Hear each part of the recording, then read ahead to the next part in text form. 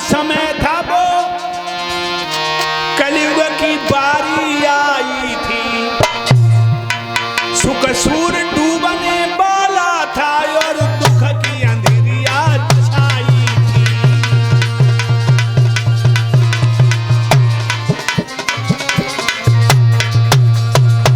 द्वापर का अंत समय था, कलयुग का नंबर आ रहा था, सुख रूपी सूरज अस्त हो रहा था, दुख रूपी अंधेरी रात आ रही। आइए उनका होते हो कह लो, या द्वापर था मत सैया पर, कल बाल रूप पलने में था, पापों का उदय हो रहा था, या धारक रवि ढलने पर था।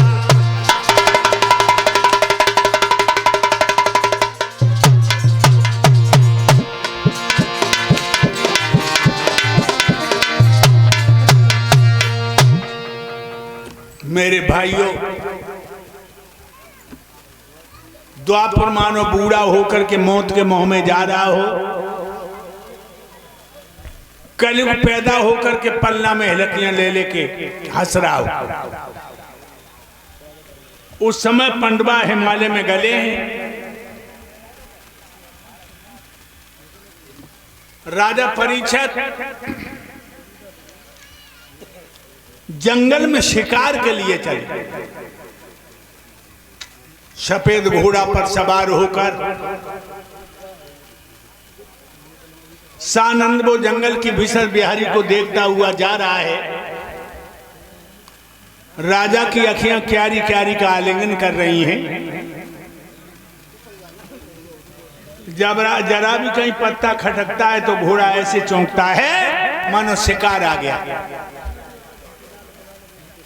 शिकार तो नहीं मिला, दूसरा शिकार मिल गया। फिरता था सानंद वो वन में दिल्ली राय, आई डकराती हुई एक सामने गाय। महाराज परीक्षित के सामने एक डकराती हुई गाय आ गई, कांपती है, हाँफती है, रोती है, रमाती है, चलती है, अटकती है। गाय की जीभ बाहर को निकली है, मुंह से फेन टपक रहा है, आंखों से अश्रुपात हो रहा है।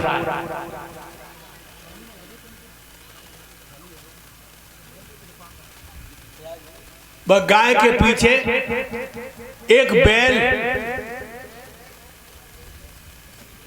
जिसकी कमर नीचे को झुकी है, कचू कचू लंगड़ाए रहो। भाइयों, जीभ बाहर को निकली है, उसके पीछे काला कलूटा चांडाल हाथ में मूसल लिए हुए आ रहा है। जिस समय गाय और बैल पे मूसल पड़ता है उस समय भूमंडल हिल जाता। गाय ने परीक्षित को देखा तो क्या बोली,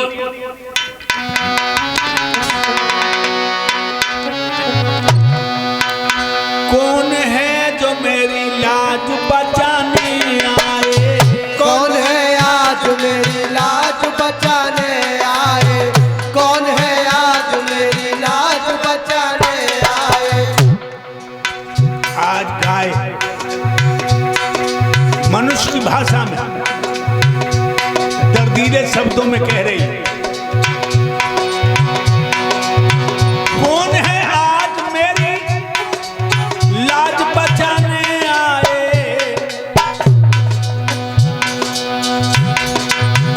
बेड़ियां काट के आजाद बनाने आए, बेड़ियां काट के आजाद बनाने आए, बेड़ियां काट के आजाद बनाने आए। ये दर्द भरी आवाज परीक्षित ने सुनी है। इस गूढ़ रहस्य को नहीं समझ सका।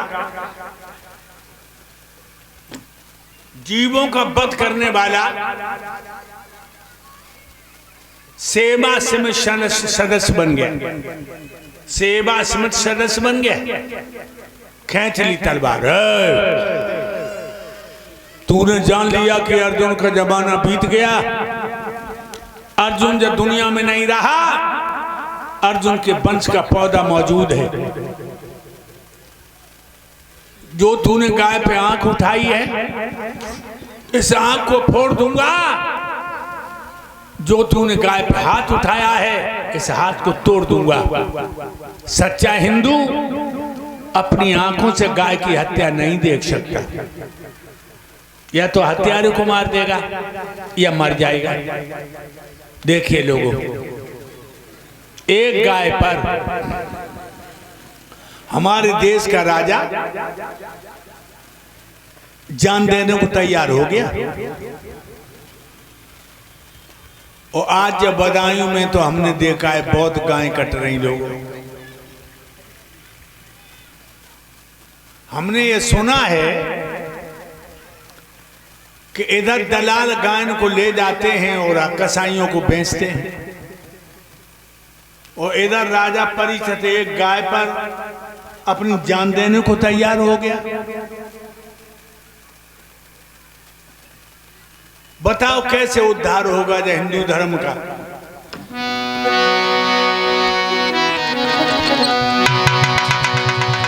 तरह तरह की फैल गई तेरे अंदर बीमारी, और कैसे बच पाएगी अब जाए हिंदू कौम हमारी। कैसे बच पाएगी अब जाए हिंदू कौम हमारी। कैसे बच पाएगी अब जाए हिंदू कौम हमारी। कैसे कल्याण होगा लोगों।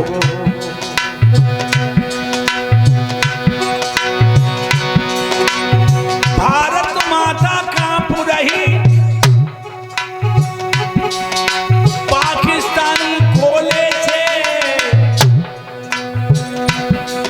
और गाय के मांस बाजार में बिक रहे आलू और छोले से। गाय के मांस बाजार में बिक रहे आलू और छोले से। गाय के मांस बाजार में बिक रहे आलू और छोले से। कई हजार गैया जब देश में रोज जाए रही मारी। कैसे बच पाएगी अब जाए हिंदू कौम हमारी। कैसे बच पाएगी अब जाए हिंदू कौम हमारी। इजराइल, ईरान, अमेरिका, इनमें ऐसी भयंकर जंग छिड़ी है लोगों, विश्वव्यापी हलचल पैदा हो रही है। ये सब परिणाम है सनातन धर्म से विमुख होने की। भारत माता कांप रही पाकिस्तानी गोले से। गाय के मांस आज बाजार में बिक रहे आलू और छोले से।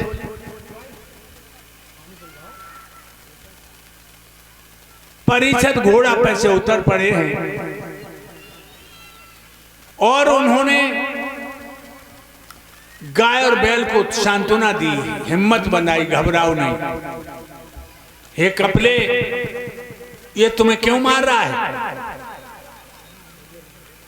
गाय तो नहीं बोली, बैल कहने लगा, महाराज आपकी छाया में गाय ब्राह्मण महात्मा निर्भय रहते हैं, लेकिन अपनी मुसीबत में आपसे जरूर कहूंगा। कहो।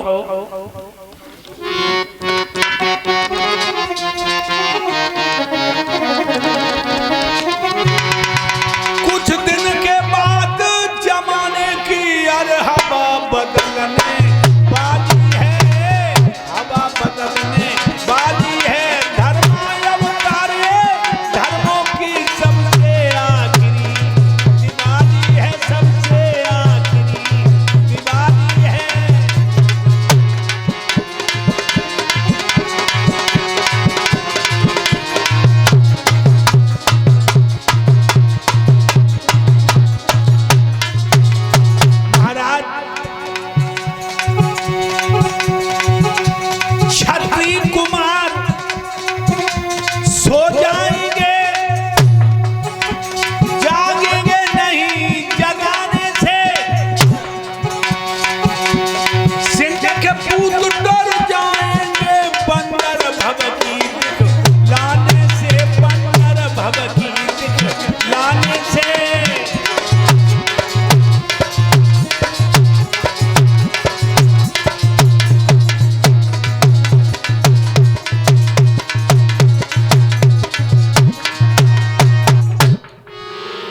महाराज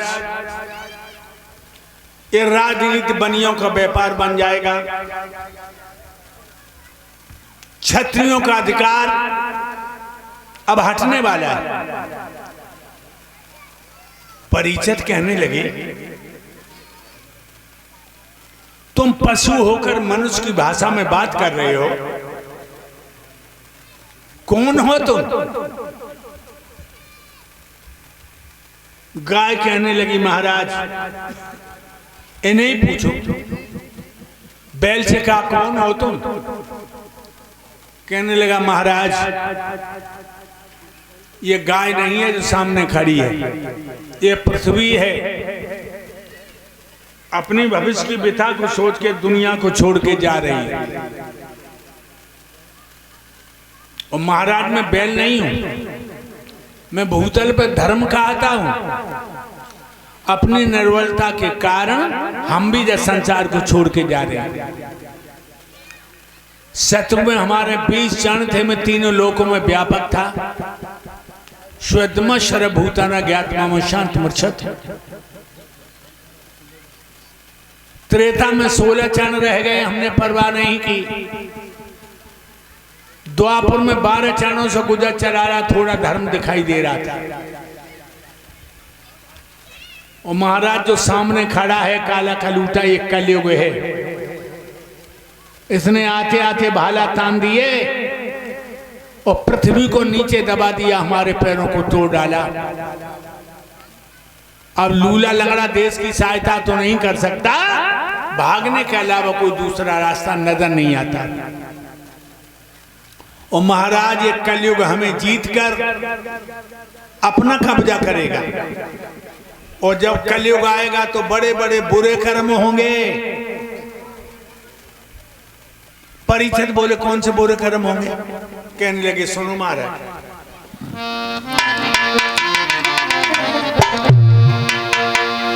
आगे वो समय आ रहा है, बेटियां न कोई जानेगा।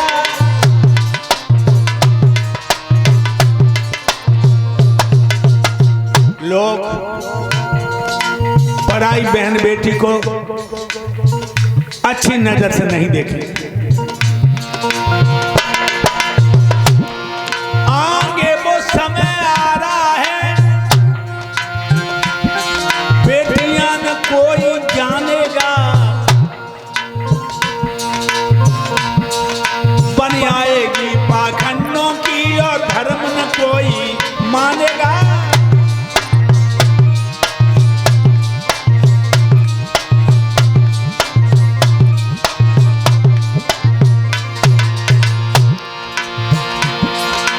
पाखंडियों की पूजा होगी महाराज जब कलयुग में। यही के नक्श के जटा विषादा, सो प्रसिद्ध तापस कर काला। और बताऊं,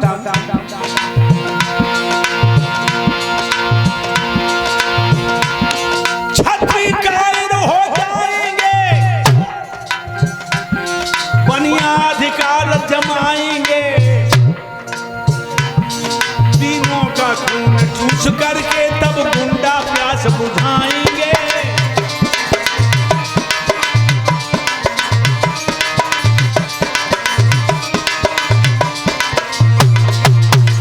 महाराज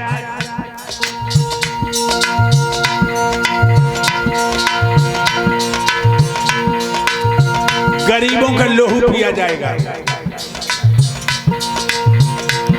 मूर्तियां रात दिन टूटेंगी, मंदिरों में गदगद खाएंगे।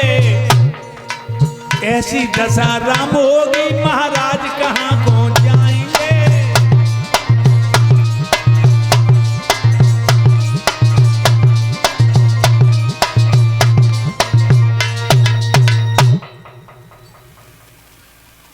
ये क्षत्रिय कायर हो जाएंगे, मंदिरों में से मूर्तियां तोड़ ली जाएंगी, वेदों को जला दिया जाएगा, संतों पर जुल्म होंगे, बहन बेटियों को इज्जत बचाना मुश्किल हो जाएगा। गाय के रूम में पृथ्वी कहने लगी, महाराज मैं सारा भार उठाती हूं, दूनी तीनी सृष्टि बढ़ जाए हमें चिंता नहीं रहती है। पर्वत, नदियां, तालाब, सिंध मैं सब अपने सर पर धारण करती हूँ, लेकिन पापों से पाप हरण में दबी जा रही है। परीक्षित ने कहा सब इसके कारण होगा, खींच ली तलवार, कलयुग को नहीं रखेंगे। कलयुग ने सर झुका दिया, महाराज बहुत अच्छा, हमें ही मार दो। लेकिन एक बात का ध्यान रखना, जैसे 3 युग ब्रह्मा ने बनाए हैं तो हमें ब्रह्मा ही ने रचो है। अगर आपने हमें मार दिया तो ब्रह्मा की आन टूट जाएगी। और दाने के अंदर घुन होता है महाराज, जिसमें अवगुण ही अवगुण होते हैं, उसमें कोई न कोई गुण जरूर होता है। कहने लगे तेरे पास तो कोई गुण है नहीं। कहने लगे महाराज गुस्ताखी माफ हो तो अपने गुण बता दूं आपको, बताओ।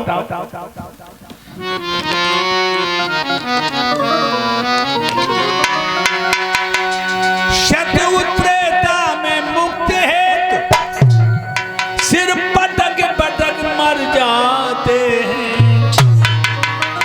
कलयुग में राम का मुख से आराम घड़ी में पाते हैं ओ राजा।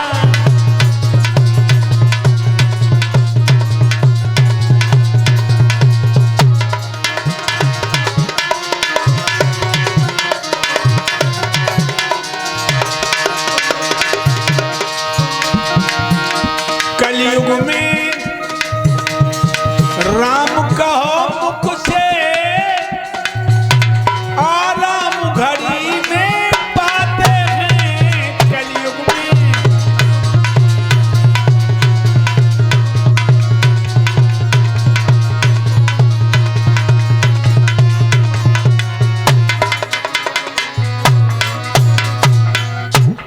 शत्रु त्रेता में मुक्ति के लिए लाखों वर्ष के लोग भजन करते मगर मुक्ति नहीं मिलती। कलयुग में एक बार राम कहने से एक पल में आराम मिलता है। सोच लो। दूसरा गुण कलयुग कहने लगा, शत्रु त्रेता में कायु के प्रति बुरी भावना बना लियो तो पाप लग जाए। लेकिन हमारे युग में कलयुग बोला बिना करे को पाप नहीं लगे। अब महाराज मेरा वध कर दो। परीक्षित कहने लगे खैर हम तुझे मारेंगे तो नहीं, लेकिन गाय, ब्राह्मण और महात्मा पर थोड़ी कृपा करो, इन्हें न ज्यादा सता।